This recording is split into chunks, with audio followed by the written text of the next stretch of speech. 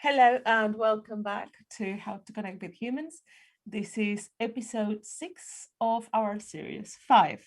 Hello, Wayne. How are you? Hello. I'm good. Good. Yeah. So this is the series that is celebrating our first year of doing How to Connect with Humans. And we have a lovely group of ladies here. Absolutely. And particularly one of them you may have seen before, just a little bit, only in about every single series that we've done. Because she's family. She's family, and now we have 2 more that we can have as part of our family. So today we're going to talk about a different story, and a different story is coming from Jacqueline Hollows or JB Hollows or Mama J, depending on, or Jacqueline Bennett, depending on how you know her. And we have Maria IIiffe-Wood. Maria IIiffe-Wood. There we go. Thank you very much. Sorry, lots of names coming around. And Jamie Fiore Higgins. And so hello, how are you? It's so nice to have you here. Thank you. And please let us know where you are and just fill us in a little bit of where you are and what do you do, and so people can have a little bit of background about you. Who would you like to start? You spoke first. The person who speaks first goes first. It's a good rule. Absolutely. Okay, so I'm Maria IIiffe-Wood. Don't worry, everybody gets my name wrong as well, Carolina. So I'm one of the contributing authors and the publisher for A Different Story. And in case people are wondering what we're talking about, A Different Story, it's this book, which is a compilation book. And there are 6 authors involved in this, plus our writing teacher, Jules Swales. And Jamie and Jacqueline, who's also with me, are 2 of the other wonderful, amazing authors who were involved in the book. So I'm in the UK, right in the middle. If you stick a pin right in the centre of the UK, you're not far away from where I live, near Leicester. I've been a coach for as long as I can remember. And last year I started my publishing company, which is a whole different story in its own right. But I'll let Jamie and Jacqueline introduce themselves before we start going into that. Me next, Jack, or would you like to go? I'll go. I'm Jamie, and I am coming to you from the States in New Jersey. Don't believe what they say about it. It's actually a really nice place. And I spent about 2 decades working in Manhattan on Wall Street. And after having my 4th child, I took a bit of a sabbatical. And it's been great. And I started studying writing with Jules Swales, who also Jack and Rhea study under. And then I was through this, I was part of these classes, the refresher class summer, which gave birth to A Different Story. And separately, the past few years, I've been working on my memoir, which is a insider's view on the power and misogyny and the money of Wall Street. So I'm currently working on getting that published into the world. Wow. And I am JB Hollows, also known as Mama J, and Jacqueline Hollows. I am more known for my innovative prison programs, so sharing an understanding of how our experience is created within prisons and with people who have been released from prison. And I am a YouTube creator, so I have a running channel and also a channel for Wisdom Entrepreneurs, which is one of the programs that I run with the guys.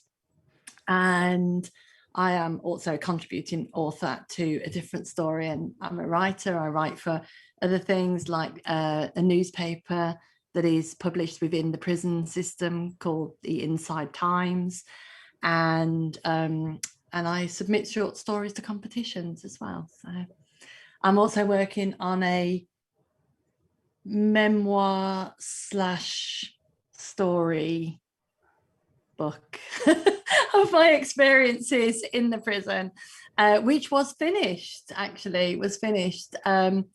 but I've decided to change it, so it's now going to be rewritten a little bit. Wow. So you got together somehow to write one book, and we were telling you before this that we decided to know as little as possible before we were going to talk to you, so that we can keep ourselves super curious about it. So we are super curious to know, how did that come to take form? So how come, like, did you all know you wanted to write? So what happened? So the three of us are all participants of a writing school called Jules Swales, and she teaches online writing program, and we've all been on different programs with Jules for quite some time. And Jules ran a refresher class, so there are different levels of her programs. And so for people who have gone past, I think, level 1, you can do like a refresher in the summer, which is more of just like a fun class, just refresher, as it says. And we were part of that with the other authors and some other people actually who were on that. So there were 8 of us on that course. And how it works is that you have an exercise. So Jules sets an exercise for you, and maybe some techniques from the way that she teaches, and then you write for that exercise during the week. And then on a Friday night, when the classes are held, you read out one of your pieces. So you might write 3, 4, 5 times, but you just read out one piece. And then every week, the 8 of us plus Jules would get together, and we would all read our pieces. And all of the writing was exquisite. It was every Friday, all of us, even the people who wrote their own piece, would be surprised by what we'd written. And it was all very different, and it was all very incredible, amazing writing. And every week I'd think, wow, it's a bit of a waste, because we just write this stuff and then it just goes in a drawer, because none of it, when we're working in this program, we're not thinking about product, we're not thinking about writing a book or writing a blog even. And so I think it might have been after class had finished, or near the end or something like that. Yeah. Near the end. End. I said, wouldn't it be great if we took a piece from each week, from each of the writers, and made a book?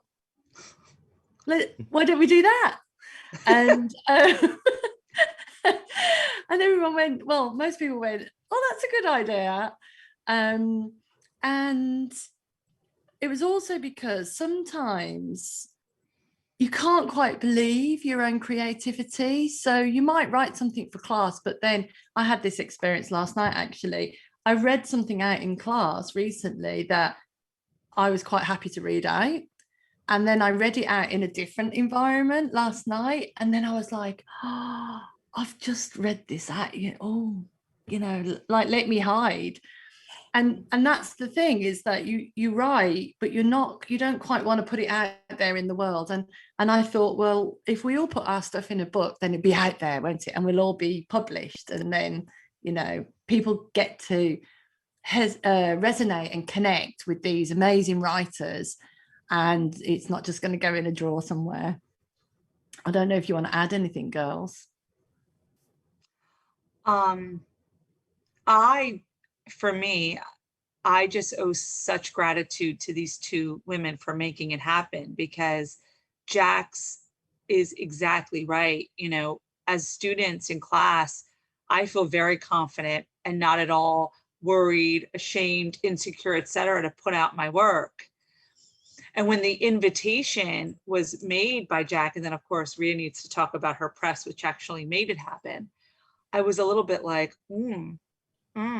But the irony is, at the same time, I'm literally writing a memoir, which is extremely personal, a lot of laundry, as it were. And my reaction was so incredible to me, because I was saying, well, if you're afraid of this, you're never going to have the guts to do that. And so to me, it was such a gift, because I don't think, and Rhea and I have discussed this, I don't think I would be so far in my journey with my memoir had it not been for this experience, because now it's out there. So you know what, once it could be a gush or a trickle. Once it's out, it's out. You can't take it back. So that's, and really the two of them were the main powerhouses. I just kind of was along for the ride, and I helped out where I can. I definitely rode on these two ladies' coattails. I'm so glad they let me in their car. But that to me was the biggest gift, you know, and I'm just so grateful to experience it, because now I just feel so free. And I don't know if I'd be going through with the memoir had it not been for a different story. Wow. I think that's so wonderful, Jamie, what you've just shared, because I think I'd already published 2 books. I published my first book in 2014, and then at the start of the pandemic, I wrote another book, which I hadn't planned on writing, and then decided to self-publish it. So I got a little bit of experience of what it's like to put your work out there, but none of the other authors had done that. And that's been really gorgeous to see the difference in every single person, not just Jamie, but every single person. This book has changed them. And, you know, Jacqueline was the person who mooted the idea, and everybody kind of went, yes. I think there's a couple of people who backed out fairly early on once we started. But at this point, I can't remember exactly the timing, but I don't think at the point when we were doing the summer class, I'd actually decided to start a press. It was a little bit, it was a bit of a shock to me when I realized I was going to start a press, I'll be honest. And so Jacqueline mooted the idea, and then it went quiet, didn't it? Yeah. Nobody really said anything. And then there was a point where I thought, you know something, this could be the first book that I published through my press. So whatever the you know, the timeline was, I can't remember exactly, but so I went then to the group and said, okay, if you want to do this, let me publish it through the press. And oh my God, it was such a learning experience. So I'd got the experience of already having published books, which the other authors hadn't, but the experience changed me completely as well, because the learning that I did, and what Jamie was saying about how Jacqueline and I we did do a lot of the work, but we couldn't have done it without the other authors. All of the authors were involved in it. And we were involving them in decisions all along the way, and talking about, you know, absolutely every aspect of it. And this group of fabulous ladies let me make so many mistakes. I tell you, I made so many mistakes in trying to get this book formatted and published.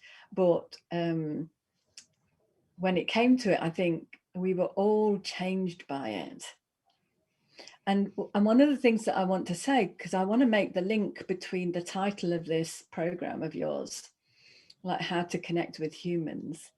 Like Jacqueline and I had never worked together. Like I knew Jacqueline a little bit from the writing program, and I knew a bit about her work at Beyond Recovery, and we'd kind of passed in the night almost, hadn't we? We didn't really know each other at all beforehand. And we didn't sit down with all of the ladies involved. We didn't sit down and make a plan about all of the steps that we were going to take. I do now. Like if I'm working with people writing a book now, we have a whole plan. But it's based on what we did as a group in making this book happen. And the way that this book happened was through the connection that we all had as humans. Because we just very organically did everything. We talked about everything. We chatted about things. We came up with ideas together.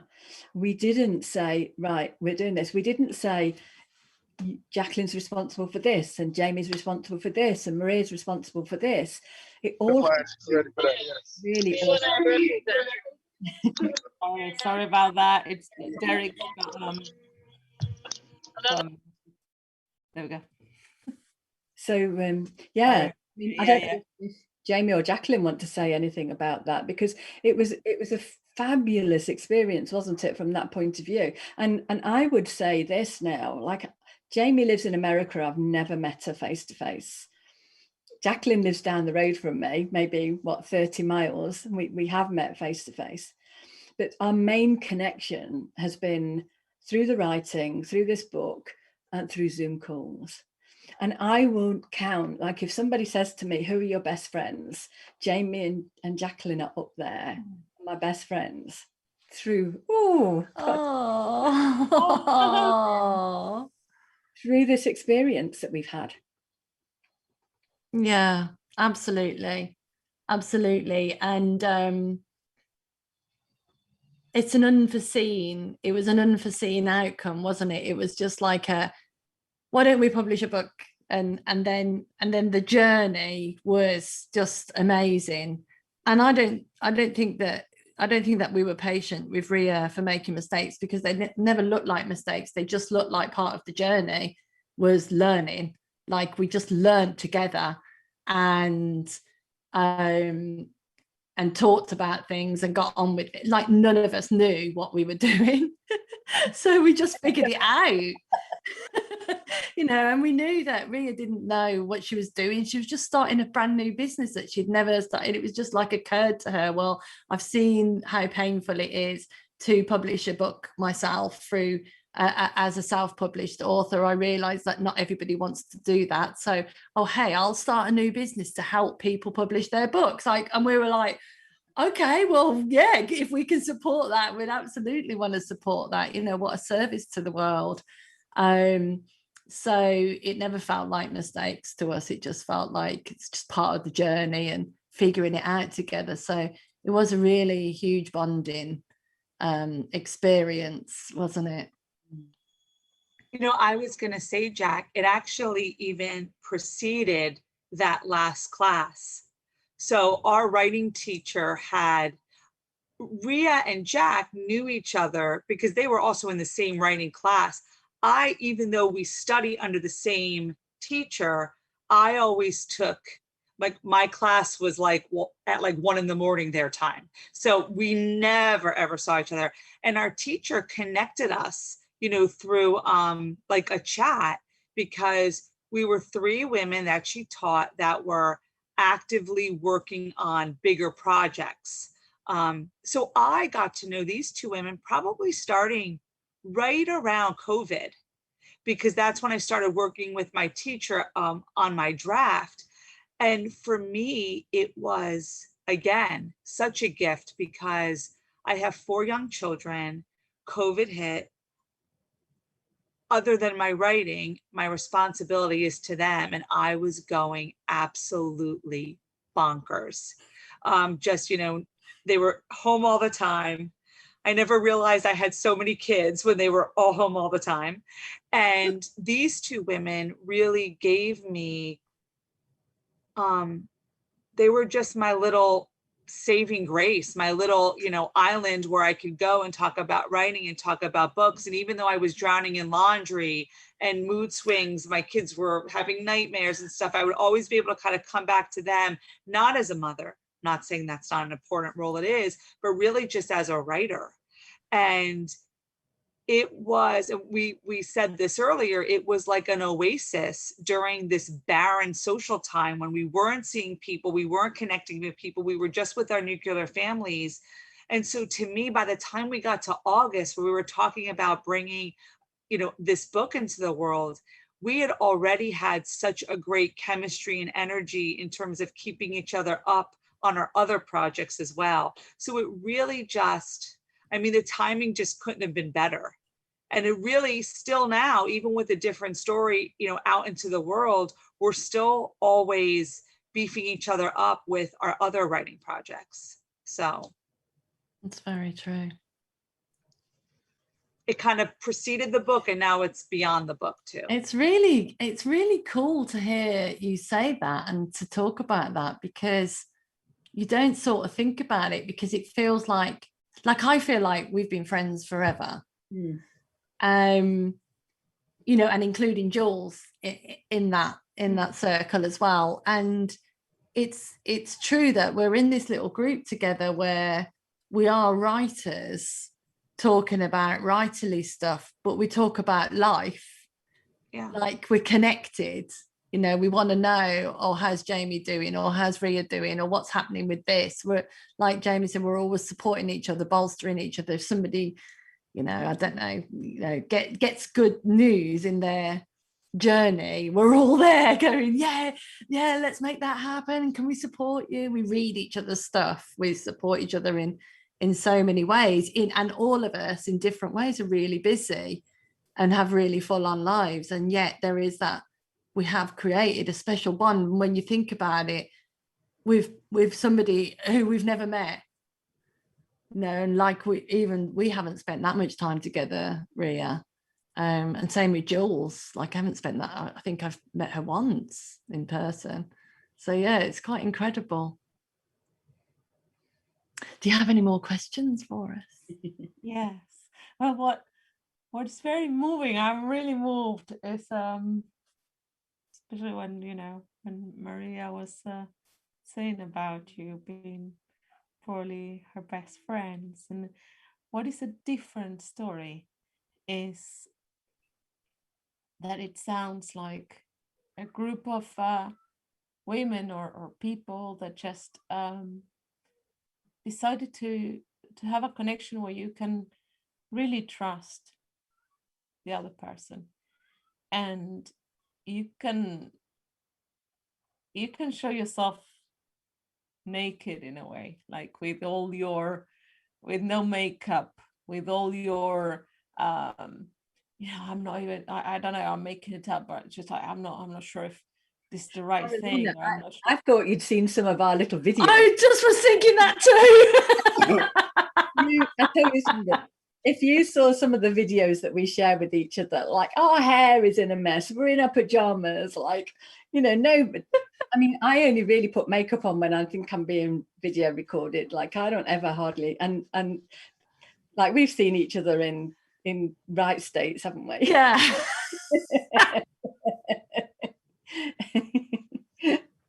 and that was what feels like a different story about, being able to connect in that way.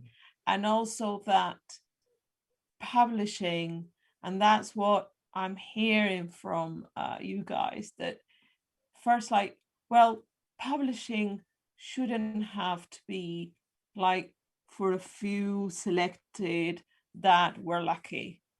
And that it shouldn't be a privilege. It should be a right that everybody has to have a say. And then whoever wants to read that, it doesn't end up in a shelf or in a drawer. Because when you write, you don't write for yourself, as Jacqueline was saying before we started the episode. You write for others, and here what we are hearing is not like, well, this was all about.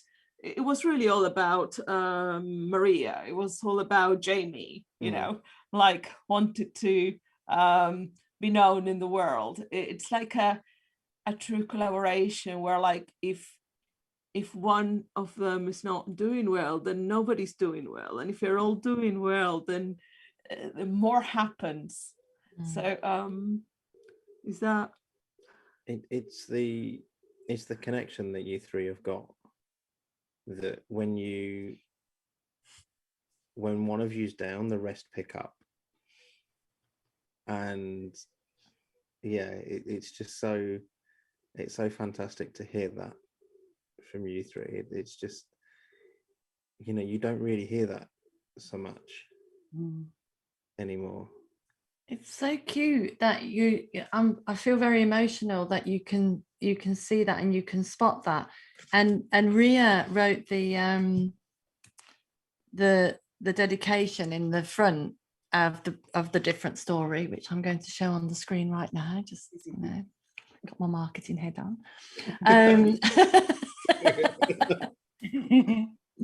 Or do a Jamie. For all writers who need a little push to get their work out into the world, and that's how we really feel, not just about each other, but like you said, Carolina, that being published seems to have, or you know, from what I saw of it, seems to have become an exclusive club of people that somehow had to have some sort of criteria that isn't, you're not really sure what that criteria is to be able to get into that world. And very much with Maria's press, but I'll also, you know, take some of the hit here on just coming together with this book was to show that's not true. That's not true. Like everybody can get their work out there, can get what they want to say, can serve people in this way, and it's possible, and anybody can do it, and it's open to all of us. And what's really beautiful about the writing method that we're all engaged with, it's very much about finding your own voice and celebrating that. And every single person has a unique voice, and every single person has something relevant to say. And that it isn't just like everybody's got a book in them. Everybody has something relevant to say. And when you uncover that, it's magnificent and should be celebrated and should be out there. So that was a very astute observation, Carolina and Wayne. I really love that you pointed that out. Can I add something? Mm-hmm. So, and again, I feel like in some ways I'm the product of a different story in terms of how it's changed my mindset. But these two women have taught me so much. And, you know, starting with Jack, she was talking about how, you know, hard writing is to get into and it's only for the chosen few. Well, you know what? Isn't that with a lot of things in this world, right? I can't do that because I'm not this enough or that enough, or I have this degree or that degree or the right school, whatever. And what I love so much about Jack is she doesn't care. She says, if it's in here, if I want it, it's possible. We can make it possible. So just the fact that she said in the last class, why don't we publish a book? And it's funny because when we really all thought about it, we were like, yeah, why not? But it almost was like there was a boundary to get to that thinking. Oh, I can't write a book. I don't know anybody. I don't have enough this or that. And I mean, also take her YouTube channel. She's got a YouTube channel already. I mean, she's not an Olympic runner yet. You never know. But she just said, I want to put this out there. I'm an expert on this, given my experiences. I'm going to do it. And Ria, the fact that she's like, I'm going to do a press and just make it happen. And it made me realize how so many times we are victimized by our own limiting thoughts. And so again, learning from these women just through our relationship and then also through the literal process of this book has freed me so many times to say, yeah, well, why not me? Why not me to do X, Y, and Z? Like, why not? You know? And I feel like in this world, especially now with social media, you know, so many people can kind of create an identity for them really a lot easier than 20, 30 years ago. So I really think this book is also just a symbol of making what's in your heart happen, like making your thoughts become things, you know? And, you know, I've even just gone on this whole just visualization kick and just really imagining things for myself and claiming them to be, even if they haven't happened yet, because it just starts this kind of positive feedback loop where, you know, accomplishments happen that you wouldn't have really even dreamed of, you know, before that change of mindset. So I have these two women to thank for that. I've written that quote down. Making what's in your heart happen. That's so gorgeous. Yeah. The other thing that I'm really happy that you picked up on, because I hadn't really thought about it, but it's absolutely true, is that as a collective, the seven of us, including Jules, the 6 authors and our teacher, we were never going to let anybody fall behind or fail. Is it like it was only ever about being the best that we could be, like the writing being the best that it could be. Everybody helped each other with the writing, with the editing. Like we supported each other with all the marketing, and we have so much to thank Jacqueline for in terms of marketing. People were only ever doing what they wanted to do and felt comfortable to do, but stretched themselves. Like, you know, all of the author interviews that I did, I managed to get everybody to do an author interview. Some of them were not so sure about doing that.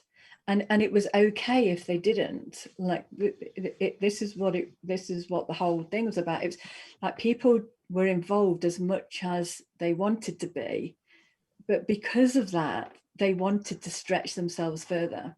And so they ended up, all of us, not they, we, all of us ended up really stretching and challenging ourselves because we were in this safe space where we could do that, and it wasn't a big deal and it wasn't a problem. Like we were all there to, you know, to make the magic happen that Jamie just talked about. There are two things that I'm very curious, and I'm sure there's lots of people that would be curious about, which is, one is, where does opportunity leave? Like, because if I were to think about it, I can't imagine you, Maria, or Jamie, or Jackie, like going like, well, you know what, in the middle of quarantine, big pandemic, I'm going to start a publishing business, or with what looks like this life is like, I didn't even realize I have 4 children, and I'm like up to here in washing, and when I'm not washing clothes, I'm cooking, and when I'm not cooking, I'm trying to work while the children are doing stuff, and you know, and Jackie suddenly, instead of doing less, she's doing more, like basically a lot of who you are not to, right? You don't have to become an Olympic runner to go and run for 5 minutes if you want to, and then build it up. And 5 minutes it's plenty, and just walk if you want to. And that is so because if we say, how many of us say, I'll do that when? So I'll do that when is the right time, when I don't have that amount of washing, when it's not the pandemic, when things calm down, when I have the money, when I have the stability, when the children, I don't know, leave the house, when so that's one of the things. And the other thing is that before we started, Jacqueline said, well, I saw Maria helped people grow like if she reigned in the middle of the desert, like anything will grow and will come out in people that thought they had nothing to write or share. So my question to you guys is, where does opportunity leave? And what about the things we don't know and that can grow like whenever, wherever? Does that make sense? Do you mean where does opportunity live? Yeah. So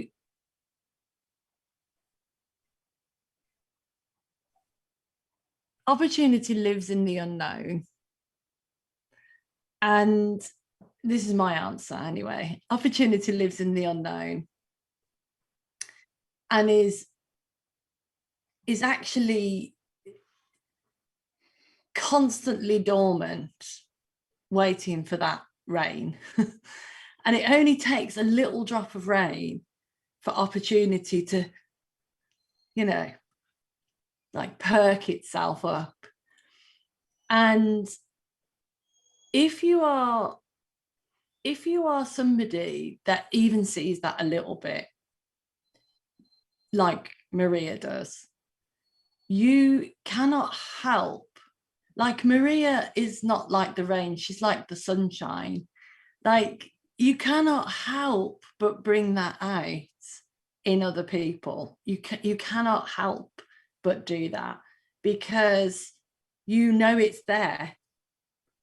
And when you know it's there, something about your knowing tells the other people that they know too. It's like it vibrates. Your knowing of that potential vibrates inside the knowing of the other person that they didn't know about. And so that can come alive at any moment. And the opportunity part is just that in the unknown. So in that person's mind, in the unknown, like, so for instance, when I said, why don't we publish a book? Nobody really, I don't think anybody had actually thought about that. I don't think they had. Like, nobody has ever published Jack Grape's writing method, which is what we use, has been around for 70 years or something crazy, a long time. And nobody has ever published a book with stories written by that method, ever. And there are hundreds and hundreds of people who have done that program. So the opportunity is always there in the unknown, just lying in wait. And as soon as a little bit of rain or a little bit of sunshine comes on it, it's alive. So as soon as I said, let's write a book, why don't we publish a book? It didn't happen, like Maria said, it didn't happen. Partly because like nothing happened and I thought, I'm not doing this all by myself. And then when Maria said, oh, do you know what, I'm going to start a press and perhaps we could do it this way, then it was like, then that's the sunshine came with the rain and that was it, you know, we were off again. But once it's like somebody said earlier, once it's out there, I think it was Jamie, you know, once it's out there, even if it's a trickle, it's out there, and then it has the chance to blossom. That's my answer anyway. I don't know what the girls would say. That's a fabulous answer. I really love that. And I think that what happens for me is that I've got used to trusting the unknown and not knowing where it's going. Like when Jamie said about, you know, starting, you know, doing something that you don't even know. Like I had no clue what was involved in being a publishing press, but I never let the fact that I don't know something stop me doing anything.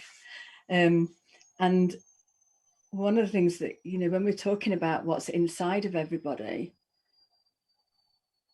I think what Jacqueline was referring to when she's looking at me is that a long time ago, when I was a leader in a large organization and I had a big team, one of the things that I realized long before I knew anything about principles was that when you focus on what's good in a person, they do more of that. And they blossom under somebody seeing the good, rather than somebody focusing on what they're not so good at and trying to work out how to make that better. And so over the years, that was something that I wouldn't say it came naturally to me. I had some kind of realization about it at some point, and I don't remember when, but I knew that it completely shifted the way that I worked with people. And the people who worked in my team, a lot of them got promoted where other people didn't. And the biggest rate of promotion was out of my team because I was focusing on the good in people. And that's what happens in the writing. It's like, whenever I see anybody's writing, doesn't matter what's in the writing, I'm looking for the seed that just needs a little bit of sunshine on it. And so the more I show people that, the more they see it for themselves, and then it just brings it out. That's the thing, it brings it out. So I think it's a bit like, I suppose what Sid's saying, it's like seeing beyond recovery, beyond everything, like seeing beyond to the kernels that are in there already, and then watching that flourish. I mean, the Jacqueline mentioned the Wisdom Entrepreneurs Group, and Anne-Marie's one of those people. It's fabulous. I love it. I think it's a completely selfish thing, I'm telling you, because seeing other people flourish, it just makes my heart sing. And seeing somebody see something in their own writing, and it's just fabulous. And it's there in the unknown that Jacqueline was talking about. But what's really fabulous is that when they start to see it and they become a bit more familiar with it, then seeing how they change, like seeing how all of the authors flourished through seeing what was possible for themselves. It's amazing. It's wonderful to watch. One of the things I learned about opportunity is that it doesn't have an expiration date. So I feel like, at least for me, as I got older, I started counting things out for myself because I hit certain ages. And I think especially if you parent, you naturally are thinking, well, it's their time. You know, your kids are getting older, this is their time. It's like, no, nobody has a claim on time. It's all our time.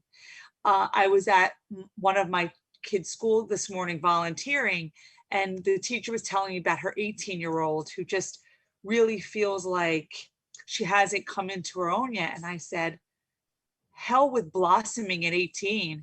Give me blossoming at 50, because that gives me something to work to and get better and grow and keep on growing. And so, you know, when I think about the seeds that Ria's talking about, a lot of it is for the person to say, that's my seed to claim. It's not too late for me.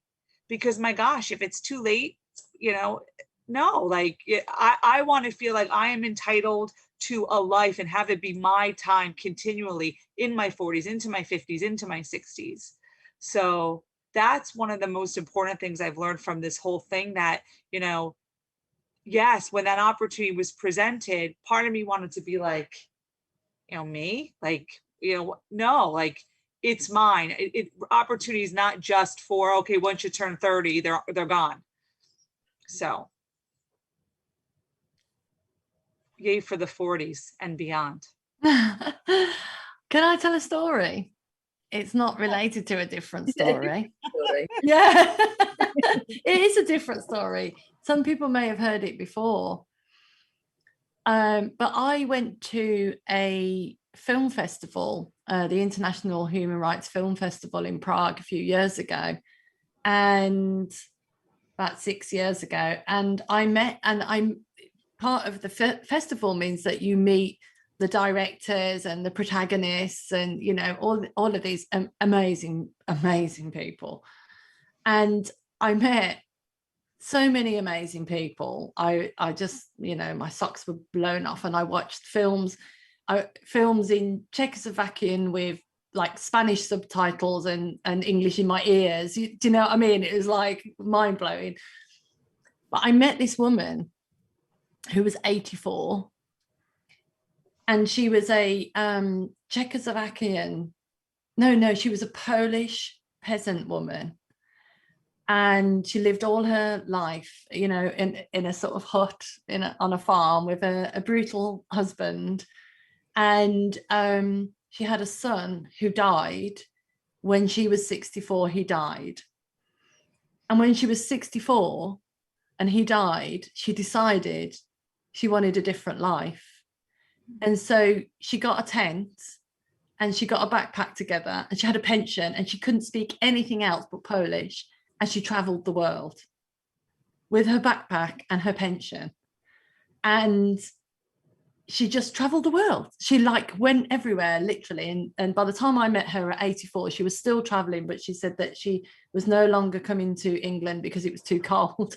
And she was only going to hot countries. And she told all sorts of, she had an interpreter because somebody found her and made a film about her. And so there was an interpreter there at the festival, but she traveled the world with no other language except for Polish, and met people and had experiences, and, you know, made friends, and took a lover that was like 30 years her junior. And I mean, just like, wow, at 64 she came alive, and then had 20 years of just, and that was, I mean, goodness knows what she's up to now.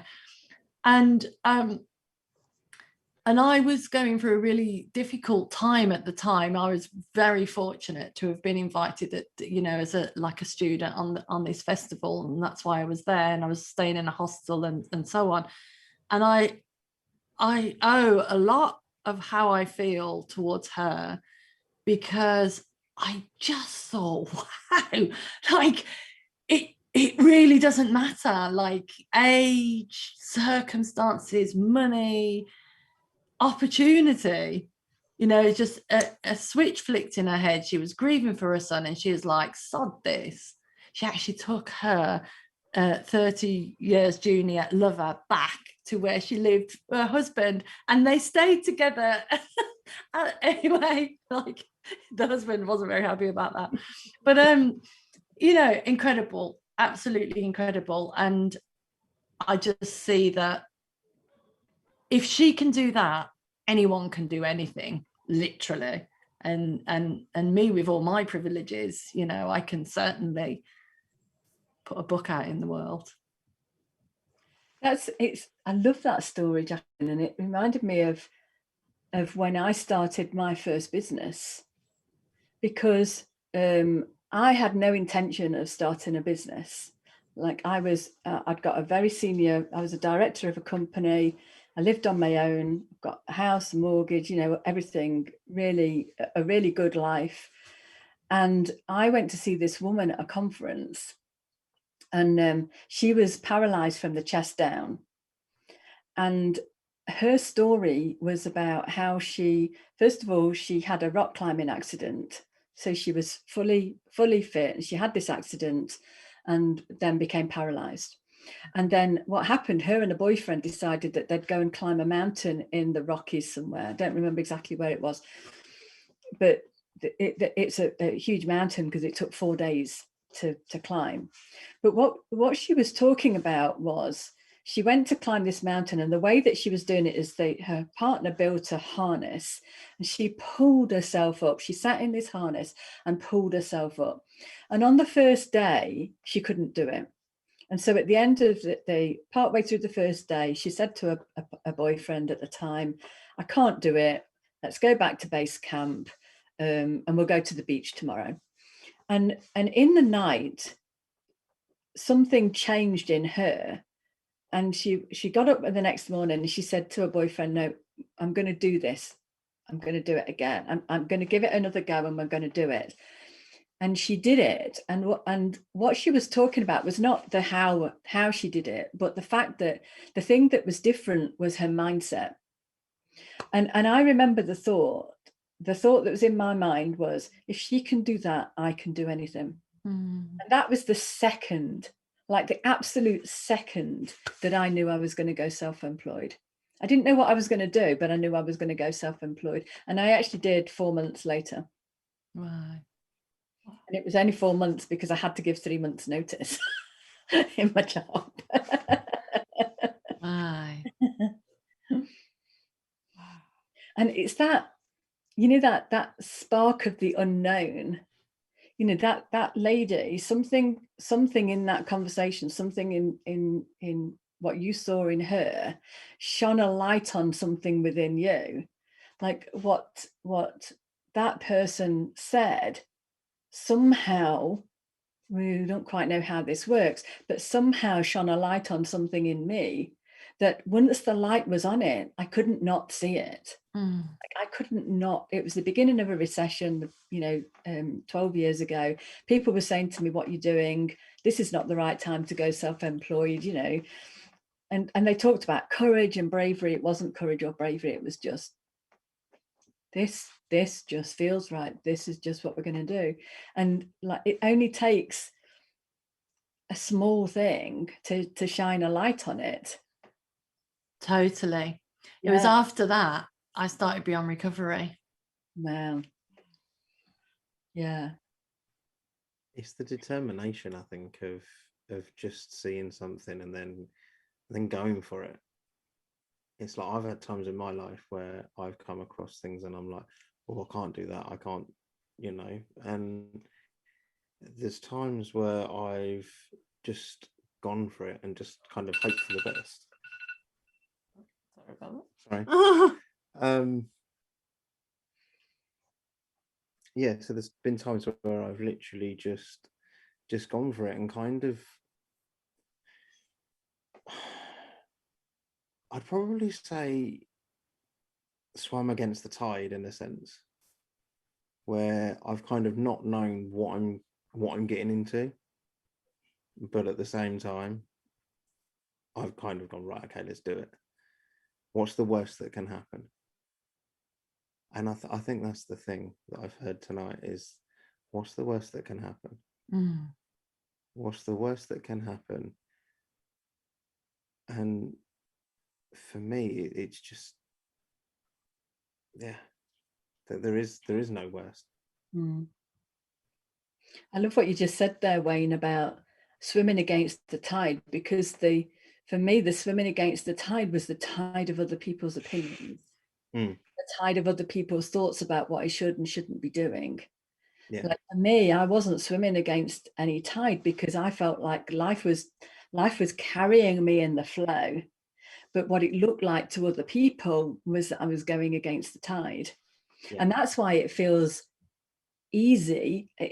It's not that it's easy because we work damned hard, but it is easy because there's a knowing within us that even if we don't know where the end point is, you know, like the Daily Yarns the book that I published last year, I didn't know that I was writing a book, but what I was doing was I was in the flow of the river and I was swimming against the tide of my own chatter. Like I had a load of noise in my head about why the hell am I doing all this writing when I need to earn some money somehow, because the income's all dropped off. But there's still something like you're being carried with the tide, with the flow, sorry. Yeah. I would love us to open it up for anybody that wants to ask any questions. While we wait for that to happen, you can write them down, or you can just unmute yourselves, or there you go.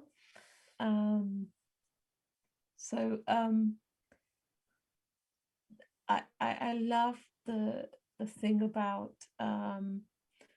there's no time limit to have, there's no so to have your heart's content happen, and like shining light, so that light enlightens others. We sometimes don't realize the power of our own presence and light, and how that I remember something that Jamie Smart used to say. I don't know if he got it from somebody else, but he used to tell us, like, if you imagine a big stadium and everybody like in darkness, and one person having like one candle and lighting that up, and then lights up the next person, and that passes it on and passes it on and passes it on. We don't realize like who we are to other people, that our message can be passed in so many ways. And for me, what's very fresh lately is seeing how I bought the idea, along with probably a lot of the way we live life, that being a critic is a good thing. Like critical is somehow a way to build things better. And I think the only thing about critical being helpful, it's only to see where some things in a way don't work for that purpose, and then you can sort of twist, modify. But we have all somehow become huge critics of our own, of other people's things. Or like, you know, you can be watching a program or football and go like, oh, you should just kick the ball, and you don't know how to kick a ball or be in the field, you know, like that's so common. You're driving and you're telling people how to drive, and I don't do that at all. you don't do that, like. Oh, only sometimes. Well, in your case, is a good critical part of things, Oh, like, yeah. because you teach driving, so you know that people don't drive themselves into a post or something. Yeah. So it's a good thing. But you know how we all, and how the more you see, the more you are cheerleaders instead. So cheerleaders. I'm trying to say this properly. Instead of a critic, I realize I've changed the way I talk to people now. I changed the way I pay attention to lots of things I say to myself. And when I think, oh, they should be doing that, or I should tell them that that's not good or right, I think, like, what's that going to achieve? Is that going to achieve? What about I just encourage what's beautiful and growing, and it's true, Maria, what you were saying. It's like the more you look at that, the more that grows, and the more people find their own ways of doing amazing things. So let's see. I think we have a few. Anne-Marie says, can't think of any questions, as anytime I thought of something, it was answered. Really loving the conversation. So we're glad that the questions are already answered. I think one thing that I always believed is that to write a book, you've got to it's going to be hard. To publish a book, it's going to be hard. And I mean, I'm not saying it's not, but what I've heard from the three of you tonight is it's not as hard as people think. And that people should just do it. You know, people should just do it more. And I think it's the perception people come from, in a sense of, oh, okay, well, I don't know what to write about, or, you know, and then they kind of find the stumbling blocks for themselves, rather than kind of go like you guys did, like, let's just do it. And that for me is what I've heard tonight from the three of you, is just do it. yeah, it's like we said, it's that kind of misconception of previously. It was like, oh, well, I can't write a book because I've got nothing important to say, or the publishing's going to be hard, or this or that or the other. And it's, you know what, Wayne, I love what you've just said, but I would say it's not that it's not hard. So I'm going to talk about running. Like, it's not easy. At no point do I go, oh, this is easy. I've heard of people going, oh, I float, well, that does not happen to me. There is no floating going on. Right. And you've talked about this before, Wayne. It's just, I don't expect it to be easy. I do it anyway. Like I don't do it because, oh, it's easy to run, so I'm just going to run. And I think that what we forget is just because it's hard doesn't mean you can't do it. And if you think about yourself, like that would just have stopped everything, right? Yeah. Because it's hard to get around. Yeah. But you don't go, okay, it's hard to get around, I'm just not going to bother. I'm just going to sit here. Right? Today I'm really feeling that. I went to the gym for the first time yesterday, and I was using the hand bike for about half an hour, and literally today my whole body's aching. So I'm feeling that today. Yeah. It's hard. I could have quite easily just stayed in bed, done nothing, but I haven't. Yeah. Yes, it's been difficult, but what I've loved what you've just said is, or what I've heard is, the fact that if you want to get somewhere, you'll do it anyway. You do it anyway. Yeah.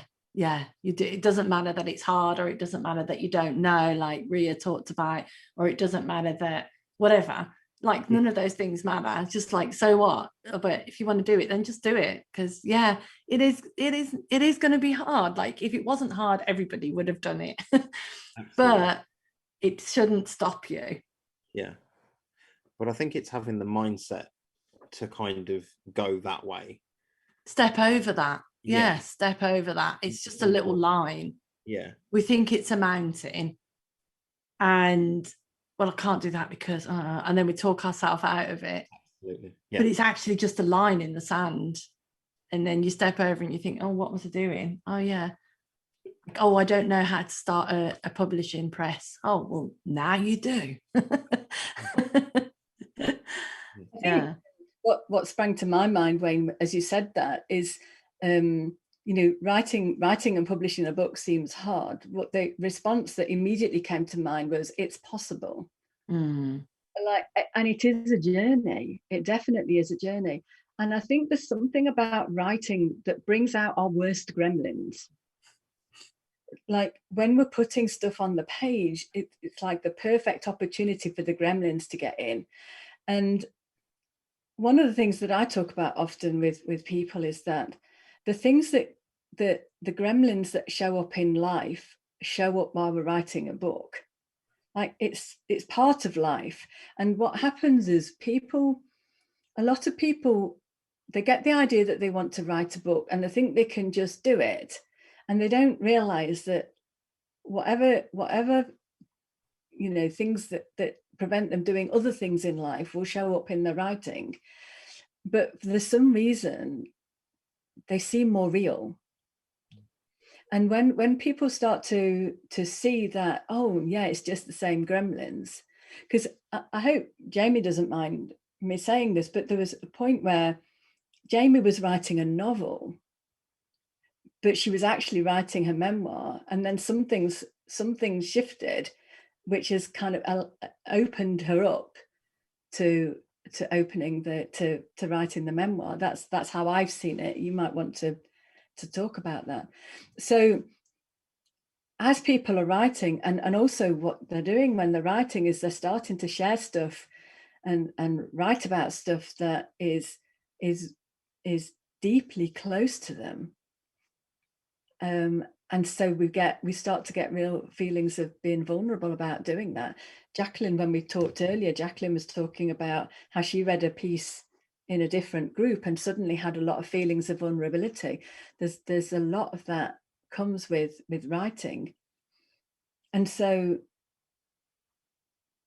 the hardness is not the writing of it, the editing of it, the formatting of the book, the putting it on Amazon, the getting it into bookstores, the marketing. None of that is hard. The hard stuff is what goes on in here. That's what feels hard. Now, for some of us, like a lot of the time, I don't pay that much attention, and sometimes I do. But the amount of attention that I give it has switched. Like in the early days of my writing, that hard stuff up here got a lot of my attention, and now it gets a little of my attention, and I don't give it that much credence, even though every now and again I go, oh, I don't know about sharing this. Yeah. So the hard thing, and it's the same with the running. Like I've done running, and I'm not running at the moment, but I never thought that I could run. And now I know, because I've done it, that I can run for 30 minutes, and my body runs for 30 minutes, but the effort is what goes on in here. It's funny, Ria, you're talking about like the hardness, and then Wayne, you talked about the hardness, like how being at the gym is also hard too. But for me, I think the process has been, I think it's so hard because I think we spend a lot of time thinking, and I spend a lot of time thinking about what other people are going to think or say or perceive, you know. What business do I have even going to that workout class? People are going to look at me and I'm going to seem so out of shape, you know. Who cares about my story? Like, it doesn't matter. Everyone has a story. And so I think, to Ria's point, it's been almost reprogramming your mind. Once I kind of stripped that away, and the different story helped me do that, where I said, you know what? The people who love me already love me. So everybody else really doesn't matter, you know? And so I think that's why for me, I was like, this isn't a novel. Like I think I changed a couple of things around to say, okay, well then this way, if anybody, you know, really reads about my infidelity with my husband, well, they'll think that's the made up part. And so I can kind of still live in this facade. And it was funny for me, while we were doing the different story, I was talking to another mom in town, you know, and our kids are friends. So it's like not that kind of real personal connection, but we know each other. And I was telling her about my memoir and the stuff is in it. And I said, oh, you know, and I'm talking about, you know, the affair I had. She started to cry. And I thought it was so strange. And I said, are you okay? She goes, I had an affair too. And I was always afraid to admit it. I thought I was like the only one who ever did that. And it really made me realize, you know, Robert Frost, we always quote this, no tears for the writer, no tears for the reader. But once you kind of free yourself from that gremlin who says it's hard, I think it's really a gremlin that, for me, my gremlin, and maybe the key is figuring out your own gremlin. But my gremlin is, what are people going to say? You have no business doing this. You're not smart enough, pretty enough, educated enough, writerly enough, intelligent enough. Add the adjective, just not enough of it. And once I realized, you know what, the people who love me already love me. And that's all I need. And it's more important that I love who I am, and I kind of not pretend and really go out into the world. And the best thing I can do for my kids as I raise them is not to fit in, is not to do what other people think, is to be who they are. And damn if they have one friend or 10 friends or 30 friends, it doesn't matter, because it's all about making this a good place for you to live every day. Because I live with this every day. The moms at the car line I see once a day, right? Like the people at the gym I see an hour a day, but this I live with 24/7. So I gotta make sure I'm good with this. Nice. And kind of, I mean, screw everybody else. Yeah. Go, Jamie. Forget those Carline moms. Forget those Carline moms. No, I'd like to say something about Jamie as well. I think she is such an inspiration. Oh. One of the things that Jamie has done is made time for her writing, but it wasn't about making time for the writing.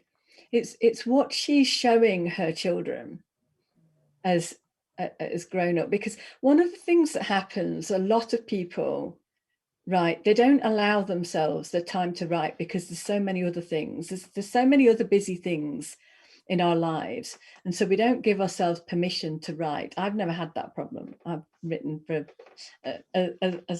about 12 years. I've written pretty much every day, but a lot of people will prioritize the parenting stuff, whereas what Jamie's done as a parent is she's shown her children that there's something else important about life, and they are important to her, and they know that they're important to her, but she's also shown them that it's important to have something for themselves. I think she's just, as a mother, I think she's a fabulous role model for doing that. And I think a lot of people don't give themselves permission to be all that they can be, to make the magic happen. And so how are they going to help their kids to do that if they're not showing them how to do it themselves? And that's what Jamie has done, definitely, is shown her children how to prioritize themselves in this life and not be, you know, the tide that we were talking about, that outside tide of going against the tide of convention. I think that's just been fabulous. I'm so grateful to have been privy to seeing that. Thank you. Thank you for that. We have a question from Paul.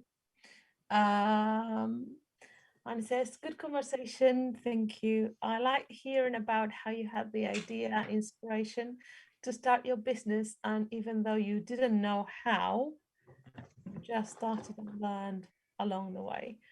Would love to hear a little bit more about your experience of that process.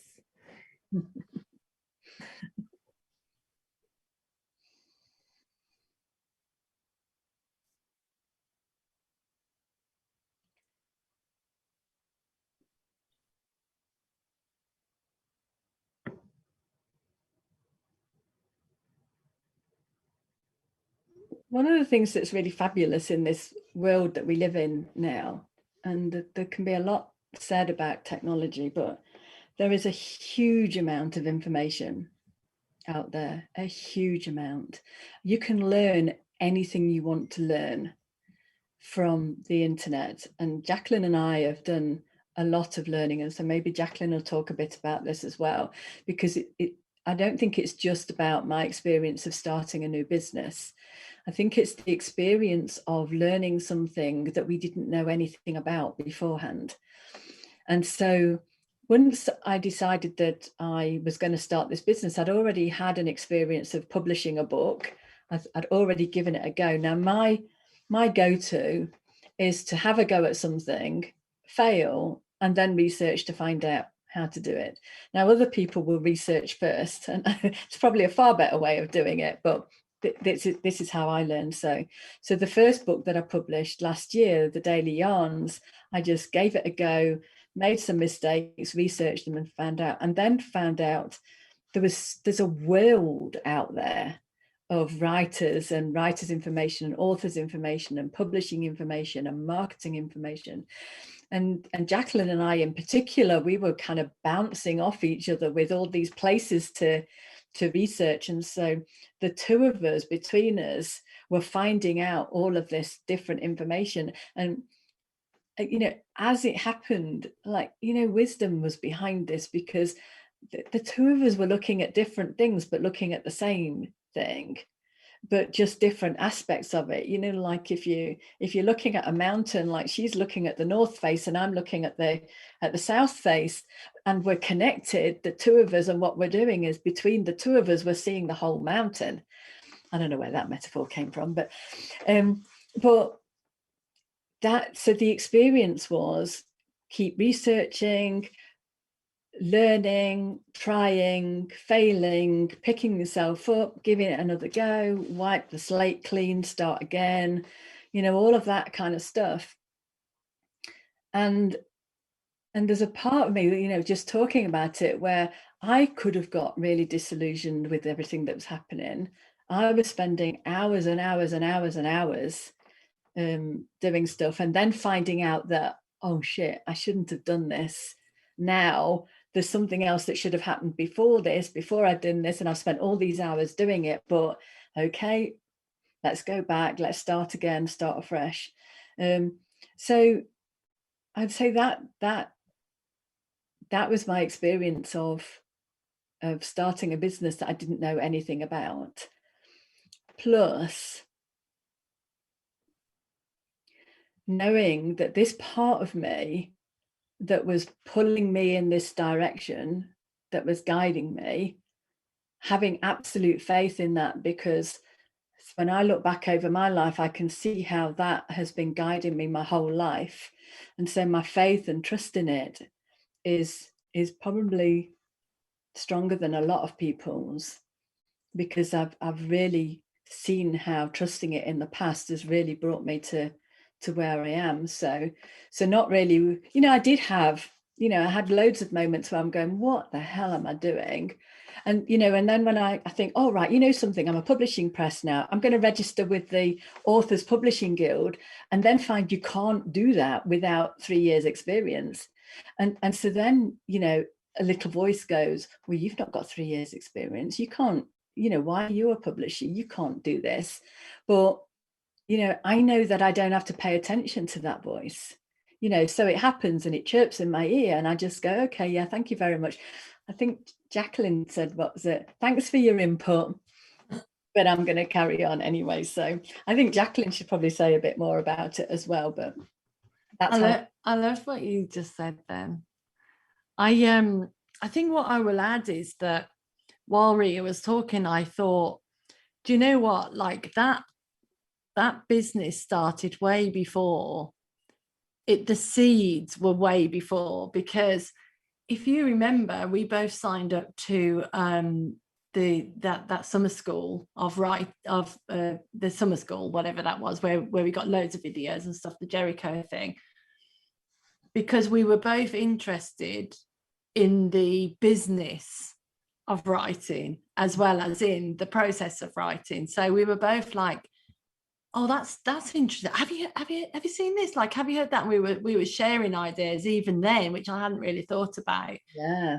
And so for myself, I was like, okay, if I'm writing at some point, I guess I'm going to publish, and I don't really know anything about publishing. So I signed up for this summer school to find out about publishing, and then like learn about websites and learn about other things, you know, that I didn't know about before. So that by the time it came to let's publish a book, I already knew it was possible. Like everything's possible, but I already knew, you know, it was like, it's possible. It's just like, yeah, we can do it. And I was like, it's not crazy. It's not a crazy thing to suggest. And it was continuing that journey. And in the same way with my own business, Beyond Recovery, it looks like one day I woke up and had this idea and started a business, but it's never really like that. It's like, if you ask me, how did I start that business? Well, you know, maybe I'd start when I was 10 and this happened when I was 10. And then maybe when I was 15, this happened. And it feels like everything that we do moves us towards whatever it is that we're going to do next, even though we don't know what that is. And the skills that you've done. So I've found that my project management skills are really helpful in my business and were really helpful in producing a book. You know, I don't really know about marketing, but I have a little bit of an interest in all of that stuff. That was really useful. I'm really interested in the name of the book. Like, we all just came up with a name that we were like, yeah, we like that name. And we were all like, yeah, let's choose that name. And then I was like, oh, there's something about keywords in this world, and there's something about key phrases. Let's have a look at that. Oh, that title doesn't work, you know, and then we found a title that does work. So there's loads of things that you don't know, but it's more that we forget. If you've lived at all, you know, and you're like any age, but if you've lived at all and you've done any job ever, you've got experience, you've got life experience, you've got lived experience. You can you bring that. It isn't a case of that 1 minute you're that and then you're that. You bring all that to the table with you, and the bits that you can use, you use, and the rest you just, you know, chuck away or put in the recycling bin. So it's not as daunting as, how on earth would I ever do that? It's more like, oh, I fancy doing that. What might that look like? And then you bring all of that with you. Awesome. I love what Great you- question. Thank you, Paul. Yeah, great question. Great question. Because also I think sometimes we think that people that have actually managed to start their own business or do or work on something that they really like, or that they're made of some other human material than what we are made of. Yeah. Like, I don't know, well, they can do it because, I don't know, they're somehow put together better than I am. And what you're saying is, what you're all saying is, well, we can all do it. Doesn't matter what it is that you want to do. And then there's two things, like, well, if I'm doing what I like, I should feel a bit guilty because I should be doing something that's useful. Something useful is supposed to not be something that I like. And spend time on that. Like, I should go do something that is hard and horrible and whatever, that's going to bring money. And then on the other side, when we start doing something that we like and become slightly hard, we think, oh no, because this is something that I like, it wasn't supposed to be hard. So we have a bit of a, you know, a strange relationship with that. And then I'm thinking, well, you know, like, if whatever, little Isaac Newton was there playing with his apple, and you know, and then probably his parents were like, oh, there he goes with the apple and the tree, and it's just falling down, and he's looking, and, you know, spends hours, this kid. Is he not going to get a job at some point or go study something important? Because, you know, like, he could be, I don't know, cleaning the horses or whatever, and he just sits there and looks at these things fall or whatever. And, you know, but he was putting together how to explain what was there, but nobody had, like this book, nobody had put together. And Isaac Newton wasn't made of something different that we are. And, you know, same probably with Mr. Tesla, you know, whether his parents were like, oh God, there he goes again, he's playing with his things, and, you know, is he going to do something useful at some point? It's true. And I guess, like, for Mr. Tesla, it wasn't easy. I don't think he just put a few batteries in a car and went. Right? That's my inkling. But there's something about our conception of what is it, like, there's like a missing link, a missing part in between what I want to do and that coming to form, and others doing that. I know what you mean, because one of the things that I realized fairly early on when I started helping people with their books, and Jacqueline's absolutely right, this didn't just start last year. When I look back, I can see the breadcrumbs go much, much further back. But one of the things that I realized is that people who hadn't published a book would look at authors and think their experience must be a lot easier than my experience of writing. You know, it must have been so much easier for them if they've published a book, or there's something about them that, you know, my experience is really hard. I'm finding it really difficult. So there must be something wrong with me, and there's obviously something different about that person. And that was actually why I started interviewing people who had published their book, because I really wanted to show people that the people who have published a book are go through exactly the same things that all of those people who are wherever they are in the journey that's not quite yet published, whatever the stuff that they've got going on in their heads and whatever they're thinking about their writing, all authors go through all of that.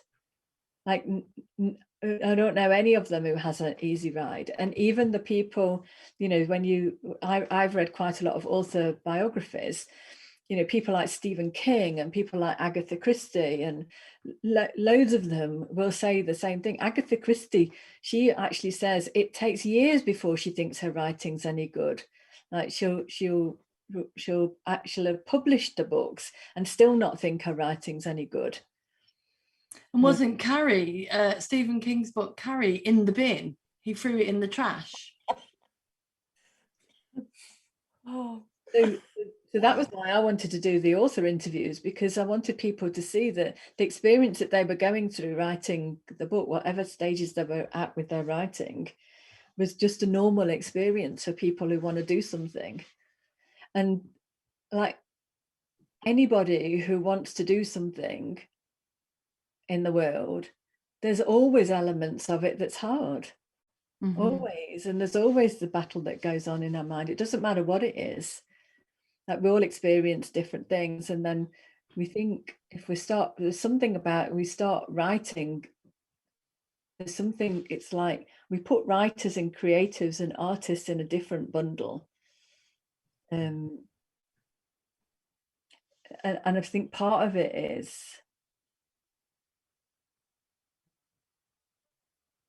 it comes under the creative thing, and it's going on in the world about the emphasis and the value that's placed on creative, you know, and when we talk about creative, we're talking about art, we're talking about drama, you know, theatre, all of that kind of thing. You even see it in the, you know, how the sciences in schools are elevated to the creative part. So there's a part of a lot of people, there's a part of us that thinks, oh, you know, that's not important, that's not valued, and we don't give ourselves permission to do the things. And especially if, you know, there's a reason why people write, and part of it is because they like doing it, but the other part is they give themselves a hard time because it's not in the high value box. And that's the thing that I love about Jamie, is like she really, really actively gave herself permission to be a writer. Well, it's funny when you talk about hard versus easy. To me, it's why are we here? Like, are we here to grow, or are we here to just be happy and comfortable? And so to me, I feel like we're here to grow, and inherent in any growth, there's going to be a little discomfort and work and hardness. But the payoff is, the expected payoff is, you're going to feel like so much better, whether you do that workout for 6 weeks or you sit down and write a book. So I think for me, it's been, well, when I stopped working, I had a real kind of identity crisis. And with all due respect to the lovely women on the PTA, it wasn't enough for me. Like, I wanted to grow. And so I could have been a lady who lunches and who gets coffee and then goes to yoga and then gets lunch and etc. And they're wonderful people who do that. But for me, I wanted some growth. And so to me, I was going to have to do hard things, and I'm still going to do hard things. Like, now I'm doing this memoir, but knock wood, it gets published. Well, people are really going to know, but you know what? It's all in the sake of growth. So to me, like, I carved out time in my day. I made an agreement with myself that I was going to devote this time to this craft, to this project. And yeah, sometimes I didn't want to do it, and I would have rather fold the laundry than do it, because writing is a emotional, draining thing. But I don't want to just exist here. I want to grow. I want my exit interview to be the best it can be when I leave this earth. Like, I want to have a kick-ass exit interview, and I'm not going to do that unless I'm constantly growing and challenging myself. And with that, it's hard. Reminded me, I did an abseil once, and I was terrified of heights, and I was absolutely terrified of this abseil. I mean, just I can't tell you how scared I was. It was horrible. I was on the edge of the abseil going, I've changed my mind, over the other side, like clinging on, going, I've changed my mind. And they were going, you can't change your mind now. Like, there's only one way to go. It's too late. I was going, no, I'm going to stay on this ledge. I'm not going to get off this ledge. And my friend said, oh, you're so brave. You were so brave. And I said, I really wasn't brave. I was so scared. And he said, but if you're not scared, it's not brave. I was like, oh, yeah, of course. Like, it's not brave when I'm going, yeah, hey, I'm going to do an abseil. I looked really good when I was doing it, even though I was scared. Just saying. And the worst part about that story is they were playing a record every time somebody came down the wall, because a bunch of us did it, and I didn't even know, because I couldn't hear, because I was so like, they played Who Let the Dogs Out. Do you remember that one? As I was coming down the wall thinking, okay, well, I'm going to give this my best shot. Who let the dogs out? Any rode up. Wow. This has been great. Thank you so much. It's been incredible. It's been amazing having you here. Thank you so much. And wow, there's so much, and I think this is going to be so, I hope this is gonna light up so many people. And please get in contact with us and with these wonderful people and get a different story on Amazon, US and UK. There you go. And we're going to put all details of that. Also, as Jamie was saying, and because this is another product, these are other products of the quarantines and the pandemic, which we tend to a lot of it think about it like, oh gosh, one of the worst periods of in history or whatever that we can think, but there's so much that's come out. I think we're not kind of saying it was an easy time under no circumstances, but I think the things that have come out of the pandemic has been fantastic. And this is product, of it. And it was hard, right? And we were talking about, it was hard, but we did it. And look at all the great things that came out of it. And it's to put things in context, it's the 1st of June of 2021. And even like for us, we're starting to see a little way out. For example, my family is in Argentina, and they are in the worst peak. They're at the moment, like systems completely collapsed, not enough vaccinations, like complete harsh quarantine, country's a mess politically. So, well, lots of things. Also to see how different it is also in our realities, and depends on where we are and how we perceive it. The possibilities of creativity and of things new that can happen. And one of the things that we can all agree that have carried us along was creation of, somebody wrote all the things that we watch on Netflix. Like, one of the first things is like, I think Netflix went, and we don't get sponsored by Netflix, but Netflix, if you're hearing us, never mind.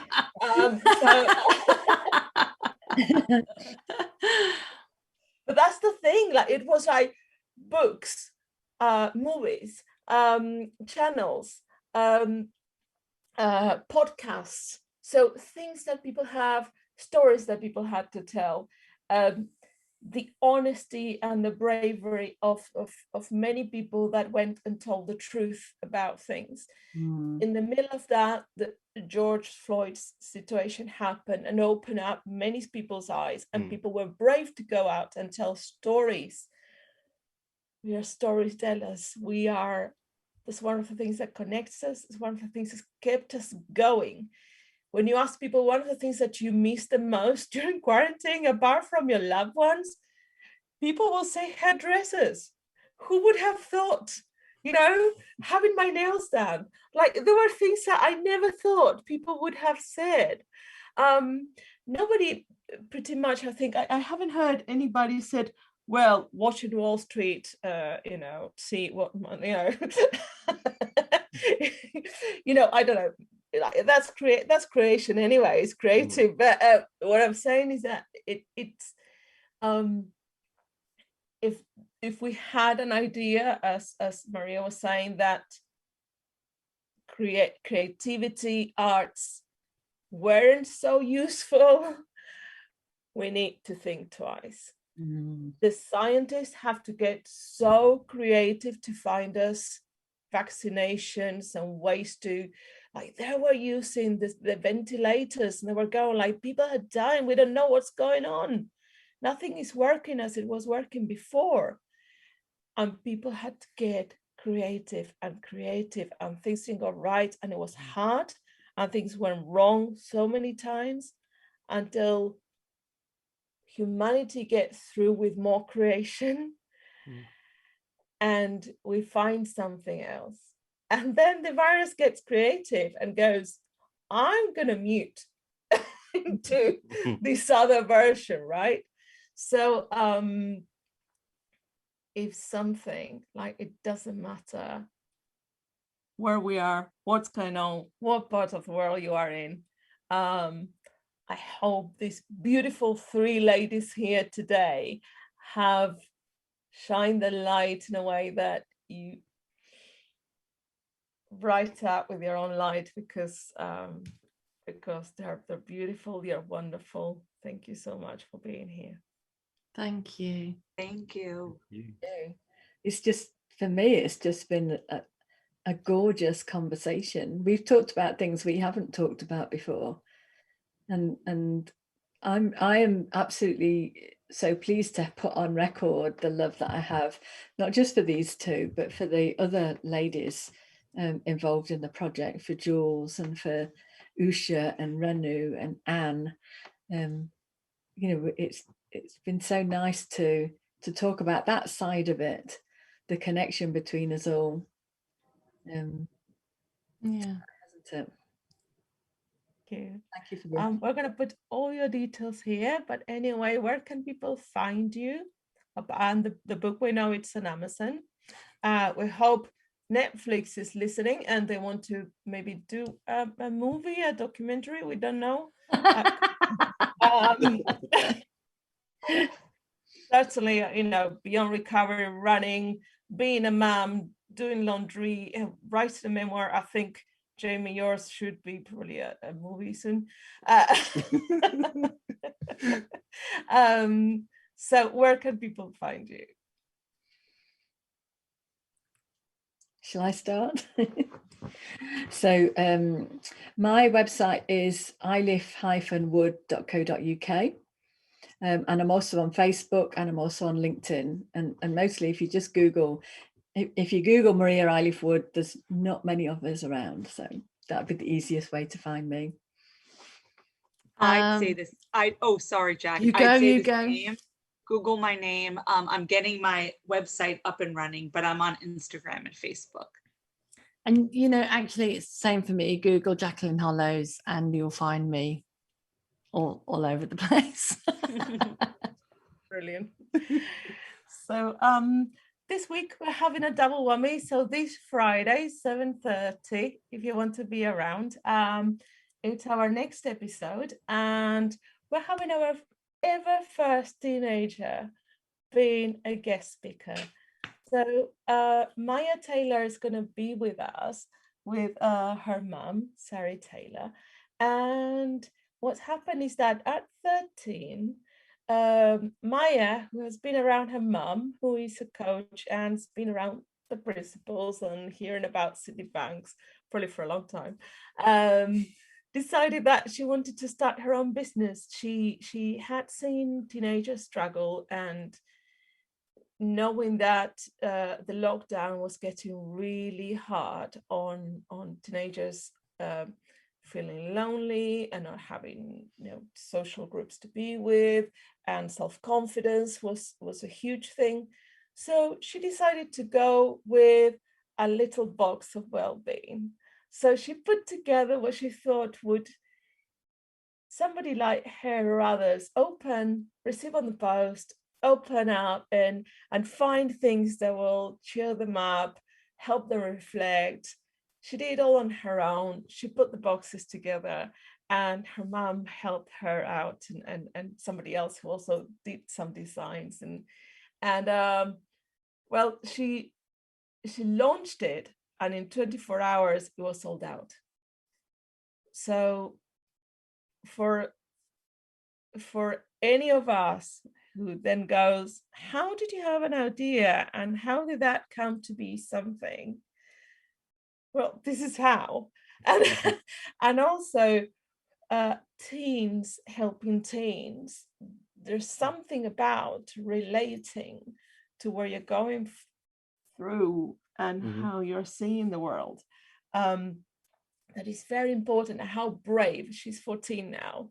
And so please come and join us and show a lot of love for them, because that's very brave. It's like what Jack was saying, like, well, I wanted to do it and I did it anyway. So it would be an absolute pleasure to see you. Thank you, guys. We will love to have you again at some point, and see where are you on your adventures. So Thank you. Thank you so much. Lots of love. Thank you, everybody. Bye. Bye. Bye.